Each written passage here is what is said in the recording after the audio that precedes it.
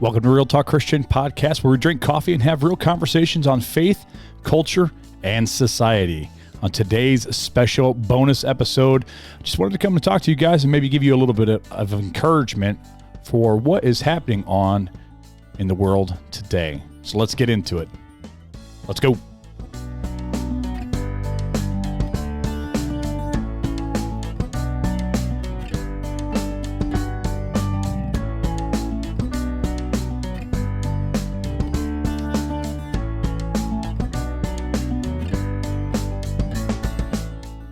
What's going on, RTC family? It's your host, Chris Fuller.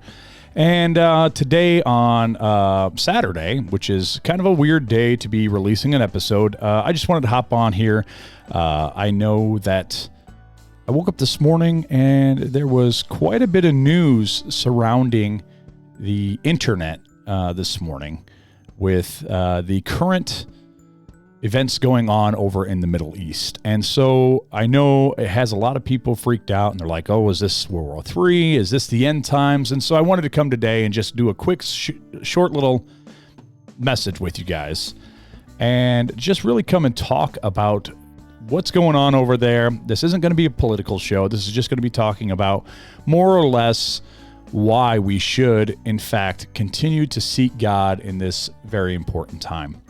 So as we go about today's show and talk about this very heavy topic, we see that there's a lot of tensions going on in the United States and in Israel and in Iran especially. Things are escalating. Obviously, there was some attacks done by Israel, a joint attack done by Israel and the U.S. Against some Iranian places early this morning. And there has been counter strikes since then from Iran to multiple different areas. And so with all this military action and political rhetoric, a lot of global uncertainty, it really can feel overwhelming to us.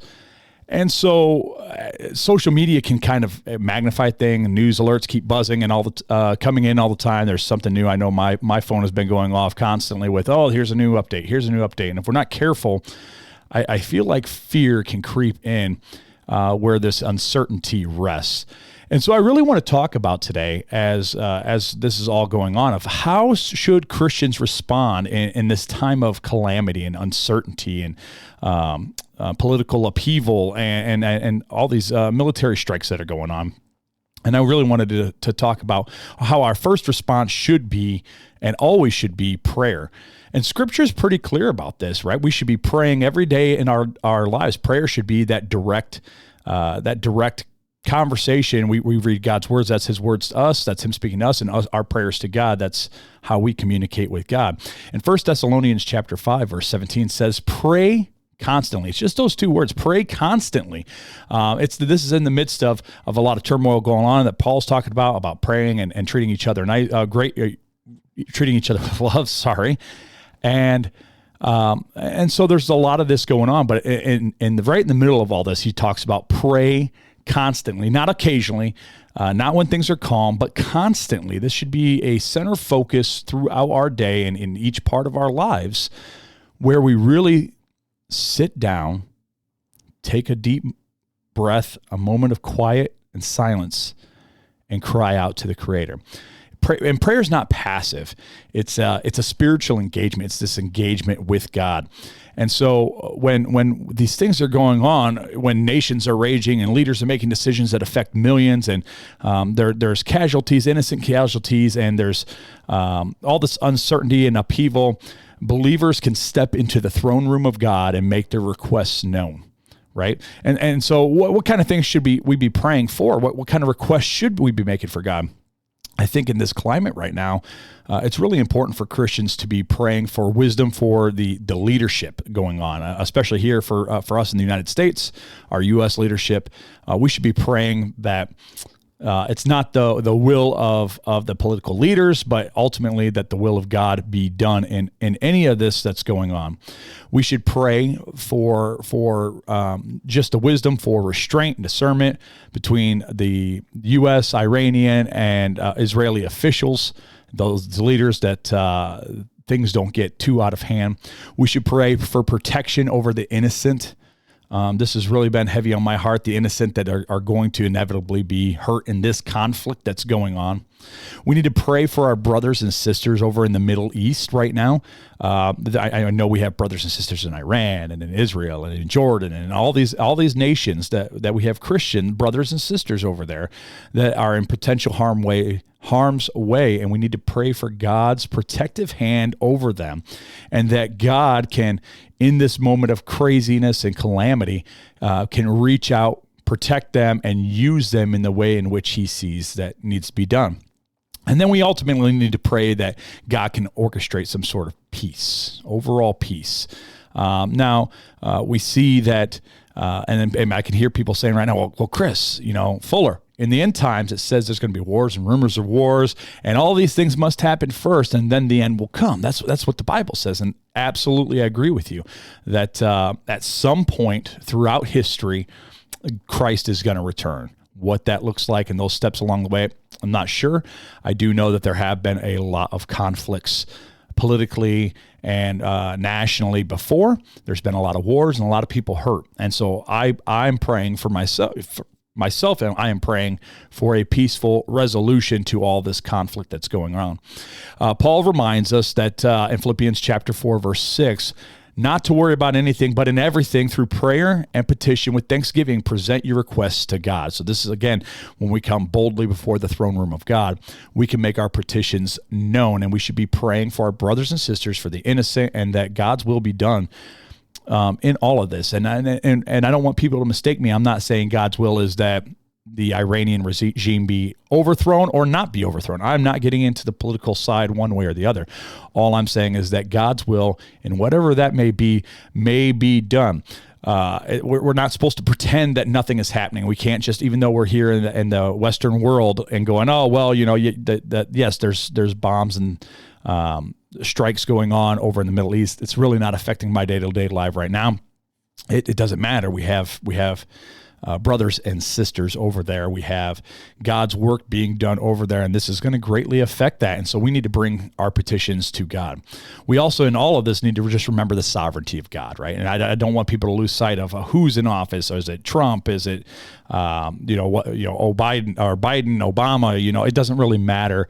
Ultimately, God is sovereign, and this is why we bring our prayer of peace and also trust in God's sovereignty throughout this. As Christians, we should long for peace, right? We're called to be peacemakers according to Matthew chapter 5, verse 9. So we should pray boldly for peace and reconciliation in the world, and not for the world's sake, but so that they may come to know Christ.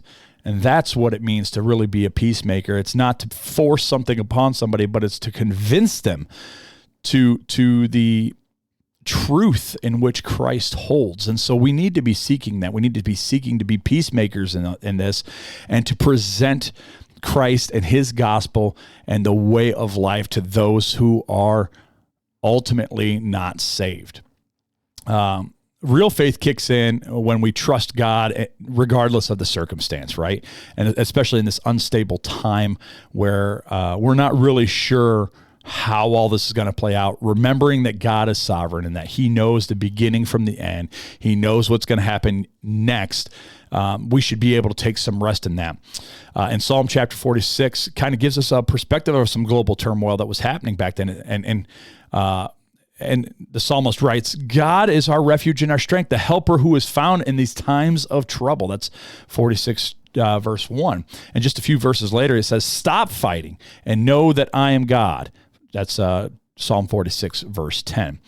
That verse wasn't written in a time of peace. It was written in a time of national chaos.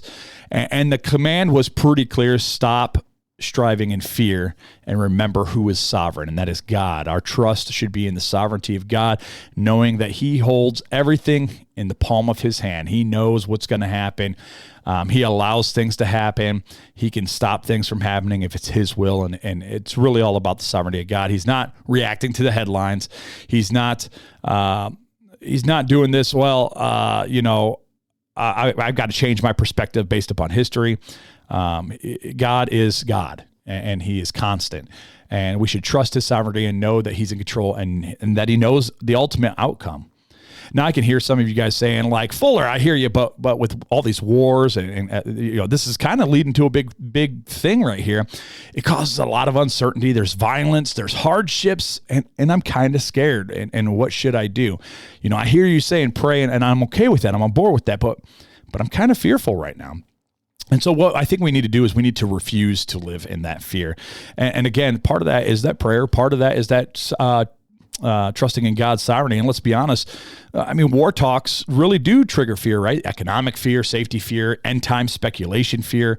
But we got to hold on to the promises that God has given to us. And in 2 Timothy chapter 1, verse 7, it says, "For God has not given us a spirit of fear, but one of power, love, and sound judgment." See, here's the thing. Fear distorts our thinking, right? So when we let fear creep in, we make decisions that may not be as clear as they should be.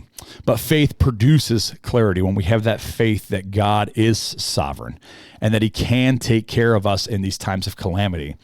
That is where we have mental clarity in the situation. We have to remember that this situation is not the U.S. versus Iran. This is a situation of the holy versus the unholy. This is a situation of God and his will and the people of this earth not following God. The U.S., Israel, Iran, when you don't follow God, wars, violence, these things happen. I'm not saying that the U.S. and Israel are right for what they're doing in Iran, and I'm not saying they're not. What I'm saying is death, violence, murder, war, all come from the same root cause, and that cause is sin, right? And so that's the mental clarity we need to really be having, is that this is all a result because of the sin that is in the world that one day God will make right. He will make a new heavens and a new earth. Isaiah reminds us that God has to rest in God's sustaining peace, really. He said, "You will keep the mind that is dependent on you in perfect peace, for it is trusting in you." And that's Isaiah chapter 26, verse 3. Notice the connection that peace comes through dependence and trust, right?